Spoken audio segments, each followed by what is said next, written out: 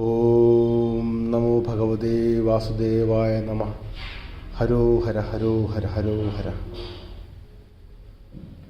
എല്ലാവർക്കും പ്രശാന്തി അസ്ട്രോ റിസർച്ചിൻ്റെ മറ്റൊരു വീഡിയോയിലേക്ക് സ്വാഗതം. ഈ മാസം നവംബർ മാസത്തെ വീഡിയോകൾ അപ്ലോഡ് ചെയ്യാൻ വേണ്ടി കഴിഞ്ഞില്ല. അതിൻ്റെ കാരണം ദക്ഷിണേന്ത്യയിലെ പ്രധാന തീർത്ഥാടന കേന്ദ്രങ്ങളായിട്ടുള്ള കൊല്ലൂർ മൂകാംബിക, മുരുദേശ്വർ, ധർമ്മസ്ഥല, കുക്കെ സുബ്രഹ്മണ്യ, ഗോകർണം അങ്ങനെയൊക്കെയുള്ള സ്ഥലങ്ങളിൽ തലക്കാവേരി, ത്രിവേണി സംഗമത്തിലൊക്കെയുള്ള യാത്രകളിലായിരുന്നു. വീഡിയോ ചെയ്യണമെന്ന് ആഗ്രഹമുണ്ട്, പക്ഷേ തിരക്കൊണ്ടിട്ട് കഴിഞ്ഞില്ല. അപ്പം നമുക്ക് ഈ വൃശ്ചിക മാസത്തിലെ ഫലങ്ങൾ ചിന്തിക്കാം.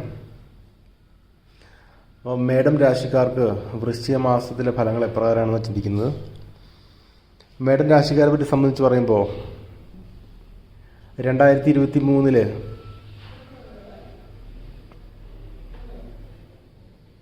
ശനി 2023 ആദ്യം ശനി മേടൻ രാശിക്കാരുടെ രാജയോഗ സ്ഥാനമായിട്ടുള്ള 11 പകർന്നു. എങ്കിൽ പോലും ജന്മവ്യാഴവും 12 വ്യാഴമൊക്കെ നടക്കുന്ന സമയമായിരുന്നുകൊണ്ട് അവർക്ക് അത്ര അധികം ഫലങ്ങൾ അതിൻ്റെ ആ ഒരു ശനിമാറ്റത്തിൽ കിട്ടിക്കാണില്ല. 2024 ഏപ്രിലിലെ വ്യാഴത്തിൻ്റെ ധനസ്ഥാനത്തേക്കുള്ള മാറ്റത്തോടു കൂടിയിട്ട് ഇവർക്കൊരു നല്ല രീതിയിലുള്ള മാറ്റങ്ങൾ വന്നതാണ് ശരിക്കും പറഞ്ഞാൽ.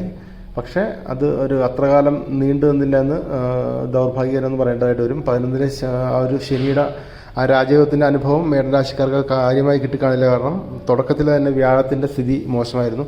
12 1 പകരുന്ന വ്യാഴം രണ്ടാം സ്ഥാനമായ ധനസ്ഥാനത്തേക്ക് 2024 വന്നുവെങ്കിൽ പോലും ചുരുങ്ങിയ മാസങ്ങളിലെ ആ ഒരു ഫലം നിലനിൽക്കുള്ളൂ. ഏപ്രിൽ, മെയ്, ജൂൺ മാസം വരെയൊക്കെ ഈ രാശിക്കാർക്ക് ദേഹപുഷ്ടി, മനപ്രസാദം, മുഖപ്രസാദം അങ്ങനെയൊക്കെയുള്ള നല്ല രീതിയിലുള്ള എല്ലാ രംഗത്തും നല്ല രീതിയിലുള്ള അനുഭവങ്ങളൊക്കെ മേടരാശിക്കാർക്ക് ഉണ്ടായെങ്കിൽ പോലും രാജയോഗത്തിൽ ചേർന്ന് നിൽക്കുന്ന ശനി ജൂൺ 30 വക്രഗതിയിൽ പ്രവേശിക്കുമ്പോൾ ആ ഒരു 11 നിൽക്കുന്ന ശനി കണ്ടകശനിയുടെ ഫലങ്ങളായിട്ട് പറയേണ്ടതായിട്ട് വരും. അപ്പോൾ അതുകൊണ്ടിട്ട് ജൂൺ മുതൽക്ക് ഈ രാശിക്കാർക്ക് അങ്ങനെ ഒരു ഏപ്രിൽ, മെയ്, ജൂൺ എന്നൊരു മാസം, അല്ലെങ്കിൽ മെയ്, ജൂൺ ഒരു 2-3 മാസങ്ങൾ ആ ഫലങ്ങൾ ഇവർക്ക് കിട്ടിയിട്ടുള്ളൂ, ആ ശനിയുടെ പൂർണ്ണമായിട്ടുള്ള ഫലങ്ങൾ. ബാക്കി ആ ഒരു വ്യാഴത്തിൻ്റെ സ്ഥിതിയും ശനിയുടെ വക്രങ്ങളൊക്കെ ആയിട്ട് ആ ഒരു സ്ഥിതിയെ മോശപ്പെടുത്തി ദൗർഭാഗ്യമായിട്ട് പറയേണ്ടതായിട്ട് വരും. അപ്പോൾ ജൂൺ 30 വക്രഗതി പ്രവേശിക്കുന്ന ശനി ഇവർക്ക് ആ ശനിയുടെ ഒരു നല്ല ഫലങ്ങളെ കുറയ്ക്കും. എന്ന് മാത്രമല്ല, തുടർന്ന് വന്ന് ഒക്ടോബർ 9 വ്യാഴത്തിൻ്റെ വക്രഗതിയോടുകൂടിയിട്ട് അവർക്ക് വ്യാഴത്തിൻ്റെ ആനുകൂല്യവും നഷ്ടപ്പെട്ടിരിക്കുകയാണ്. അപ്പോൾ ചുരുക്കി പറഞ്ഞാൽ ഒക്ടോബർ 9 മുതൽക്ക് ഇപ്പോൾ ഇന്ന് നവംബർ 15 നാളെയാണ് വൃശ്ചിക സംക്രമം. ഇപ്പോൾ നവംബർ 15 വരെയുള്ള അവരുടെ സമയം അപ്പോൾ താല്പര്യം നല്ലതായിട്ട് കാണുന്നില്ല. കാരണം നവംബർ തീർച്ചയായിട്ടും നല്ല രീതിയിലുള്ള പ്രഷറുകൾ, നല്ല രീതിയിലുള്ള ജോലിയിൽ പ്രശ്നങ്ങളൊക്കെ ആയിട്ട് ആണ് ഈ രാശിക്കാർ പോയിക്കൊണ്ടിരിക്കുന്നത്. എന്ത് തന്നെ ആയിരുന്നാലും ഇപ്പോൾ ഇന്ന് ശനിയുടെ വക്രഗതി ഒഴിഞ്ഞ് ശനി വീണ്ടും രാജയോഗ സ്ഥാനമായിട്ടുള്ള 11 പ്രവേശിക്കുകയാണ്. അപ്പോൾ അവർക്ക് ഇന്ന് മുതൽക്ക് ഒരു നല്ല രീതിയിലുള്ള മാറ്റങ്ങൾ വരും. അപ്പോൾ നമുക്ക് വൃശ്ചിക മാസത്തെ ഫലങ്ങൾ മേടം രാശിക്കാർക്ക് എപ്രകാരമാണെന്ന് ചിന്തിക്കാം. ആദ്യമായിട്ട് സൂര്യൻ്റെ സ്ഥിതി. സൂര്യൻ ഇവരുടെ അഷ്ടമഭാവത്തിൽ നിൽക്കുന്നത്, ഇവരുടെ അഷ്ടമരാശിയായിട്ടുള്ള വൃശ്ചികത്തിലാണ് സൂര്യൻ നിൽക്കുന്നത്. അപ്പോൾ സൂര്യൻ വൃശ്ചിക രാശി പകരുന്ന സമയമാണ് വൃശ്ചിക മാസം എന്ന് പറയുന്നത്. അപ്പോൾ വൃശ്ചിക മാസം സൂര്യൻ്റെ സ്ഥിതി ഇവർക്ക് അത്ര അനുകൂലമല്ല. എന്നിരുന്നാൽ തന്നെ സൂര്യൻ, ശുക്രൻ, ബുധൻ, ചൊവ്വ എന്നീ ചെറിയ പെട്ടെന്ന് രാശി മാറുന്ന ഗ്രഹങ്ങളുടെ ഫലങ്ങൾ അത്ര കാര്യമായി എടുക്കേണ്ടതില്ല. എങ്കിൽ പോലും അത് പ്രധാനപ്പെട്ട ഒരു ഫലം തന്നെയാണ് സൂര്യൻ്റേത്. എങ്കിലും നമുക്ക് അത്ര ദീർഘകാലത്തേക്ക് നിൽക്കാത്തത് കൊണ്ടിട്ട് ഒരു മാസം കൊണ്ട് മാറുന്നതായതുകൊണ്ട് അത് അത്ര ഗൗരവമായി എടുക്കേണ്ടതില്ല.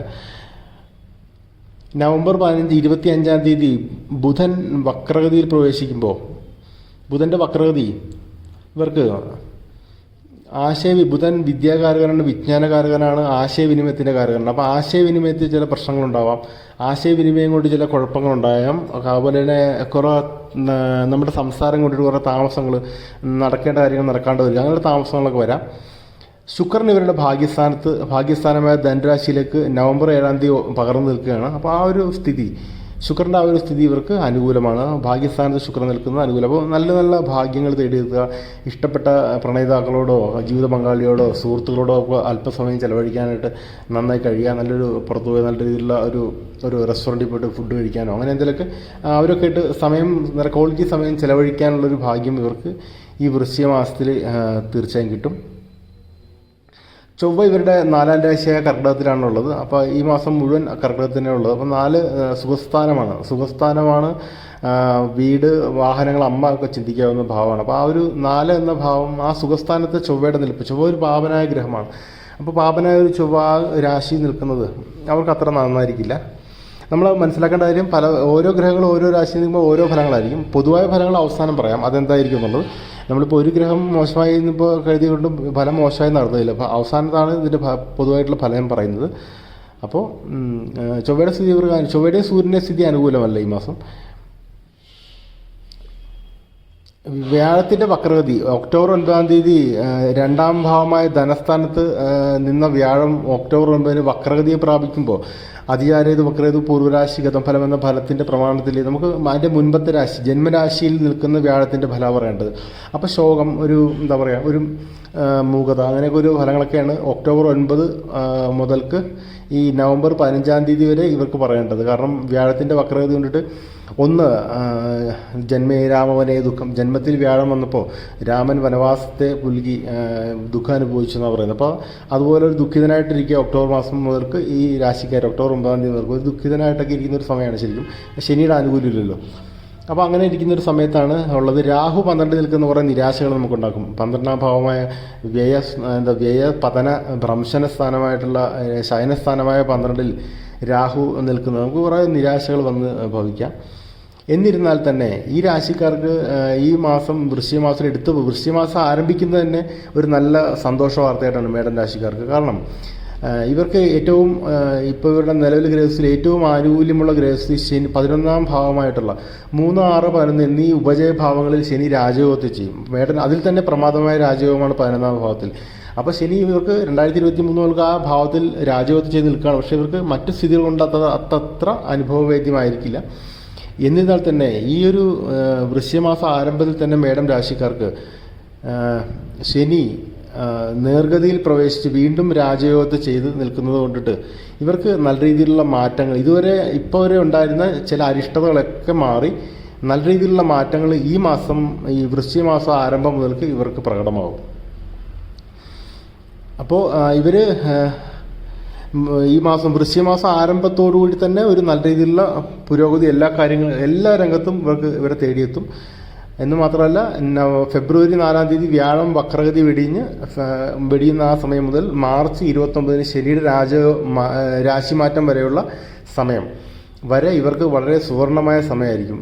ഫെബ്രുവരി 4 ടു മാർച്ച് 29 ഇവർക്ക് വ്യാഴത്തിൻ്റെയും ശനിയുടെ ആനുകൂല്യം കിട്ടുന്നതുകൊണ്ടിട്ട് വളരെ സുവർണമായ ഗോൾഡൻ പീരീഡാന്ന് തന്നെ വിശേഷിപ്പിക്കാം. അപ്പോൾ അങ്ങനെയാണ് ഇവരുടെ ഒരു സമയത്തിൻ്റെ ഗതി. അപ്പോൾ ഈ വ്യാഴത്തിൻ്റെ വക്രഗതി നിലവിൽ ഒക്ടോബർ 9 മുതൽ ഫെബ്രുവരി 4-ാം തീയതി വരെ ഉണ്ട് എന്നൊരു ന്യൂനതയുണ്ട്. അപ്പോൾ അതിൻ്റെ പരിഹാരാർത്ഥം ശ്രീകൃഷ്ണ പ്രീതി വരുത്തുക. വ്യാഴാഴ്ച ദിവസങ്ങളിൽ ശ്രീകൃഷ്ണ സ്വാമി ക്ഷേത്രം ദർശിച്ച് മഞ്ഞപ്പട്ട്, മഞ്ഞ നിറത്തിലുള്ള പുഷ്പങ്ങൾ, മഞ്ഞ നിറത്തിലുള്ള ഫലങ്ങൾ, വെണ്ണ, ഒരു ദക്ഷിണ എന്നിവ ഒരു മഞ്ഞപ്പട്ട് വിരിച്ച് നടയിൽ സമർപ്പിച്ച് പ്രദക്ഷിണം വെച്ചതിന് ശേഷം ശ്രീകൃഷ്ണ സ്വാമിയുടെ നടയിലിരുന്ന് ഓം നമോ നാരായണായ നമ എന്ന അഷ്ടാക്ഷരി 108 തവണ ജപിക്കുക. എന്നതിന് ശേഷം ശ്രീകൃഷ്ണനെ വണങ്ങി കുറച്ച് നേരം അവിടെ ആ പരിസരത്ത് ആ ശ്രീകോവിലിനടുത്ത് തന്നെ ചെലവഴിക്കുക. ഇങ്ങനെ ചെയ്യുന്നതും അതുപോലെ തന്നെ ദ്വാദശാക്ഷരി ഓം നമോ ഭഗവതേ വാസുദേവായ എന്ന ദ്വാദശാക്ഷരി ജപിക്കുന്നതും നിത്യേന കുളി കഴിഞ്ഞിട്ട് ഇങ്ങനെ ജപിക്കുന്നതും വ്യാഴാഴ്ചകളിൽ ശ്രീകൃഷ്ണ സ്വാമി ക്ഷേത്രം ദർശിച്ച് ഈ പറഞ്ഞ വഴിപാടുകൾ ചെയ്ത് അവിടെ കുറച്ചു നേരം ഇരുന്ന് ഈ അഷ്ടാക്ഷരി, ദ്വാദശാക്ഷരി എന്നിവ ജപിക്കുന്നതും ഇവർക്ക് ആ ശ്രീകൃഷ്ണൻ്റെ അപ്രീതി മാറി കിട്ടുന്നതിനും കുറച്ചുകൂടെ നല്ല ഫലങ്ങൾ കിട്ടുന്നതിനും ഇടയാക്കും. നമ്മുടെ ദൈനംദിന കാര്യങ്ങളുടെയൊക്കെ കാരകത്വം വ്യാഴത്തിനാണ്. അപ്പോൾ നമുക്ക് നല്ല രീതിയിലുള്ള ഭക്ഷണം, നല്ല വസ്ത്രങ്ങൾ, നമ്മുടെ തൊഴിൽ നന്നായി പോവുക, നമുക്ക് അത്യാവശ്യം വേണ്ട ധനം കയ്യിലുണ്ടാവുക, കാര്യങ്ങൾക്ക് വേണ്ട ധനം കയ്യിലുണ്ടാവുക, നമുക്കൊരു അല്പം സുഹൃത്തുക്കളുടെ നല്ല സംസാരിച്ച് വിനോദങ്ങൾക്ക് സമയം ചിലവഴിക്കാൻ കഴിയുക, അങ്ങനെ ദൈനംദിന കാര്യങ്ങളായിട്ട് ബന്ധപ്പെട്ട A to Z കാര്യങ്ങൾക്കൊക്കെ കാരകത്വം വ്യാഴത്തിനാണ് വരുന്നത്. അപ്പോൾ വ്യാഴത്തിൻ്റെ ആ ഒരു അപ്രീതി ഒരു വക്രത്തിൽ വന്നപ്പോൾ മുൻ രാശിയുടെ ഫലത്തെ ചെയ്യുന്നു. അപ്പോൾ നമുക്കൊരു അസുഖകരമായ ബുദ്ധിമുട്ടുകളുണ്ടാകും ദൈനംദിന കാര്യങ്ങൾക്ക് അപ്പോൾ അതിനെ മറികടക്കാൻ വേണ്ടി വ്യാഴപ്രീതി ഈ പറഞ്ഞതുപോലെ വരുത്തി കഴിഞ്ഞാൽ ഈ രാശിക്കാർക്ക് ശനിയുടെ ആനുകൂല്യം വന്നു കഴിഞ്ഞു. അപ്പോൾ വ്യാഴത്തിൻ്റെ പ്രീതിയും വരുത്തിയാൽ നന്നായിട്ട് മുമ്പോട്ട് പോകാൻ കഴിയും. എന്തായാലും ഈ രാശിക്കാർക്ക് ഒരു ജൂൺ മുതൽ അനുഭവിച്ചുകൊണ്ടിരുന്ന അരിഷ്ടതകൾക്കൊക്കെ ഒരു അർദ്ധവിരാമം വന്നിരിക്കുകയാണ്. ഇനി അത് ഫെബ്രുവരി 4-ാം തീയതിയോടെ പൂർണ്ണവിരാമവും വരും. അപ്പോൾ തീർച്ചയായിട്ടും നല്ലൊരു പ്രതീക്ഷാ നിർഭരമായ സമയമാണ് മേടൻ രാശിക്കാരെ കാത്തിരിക്കുന്നത്. നിങ്ങൾക്ക് ജഗദീശ്വരൻ എല്ലാവരും നന്മയും വരുത്തട്ടെ എന്ന് ആശംസിക്കുന്നു. നന്ദി, നമസ്കാരം.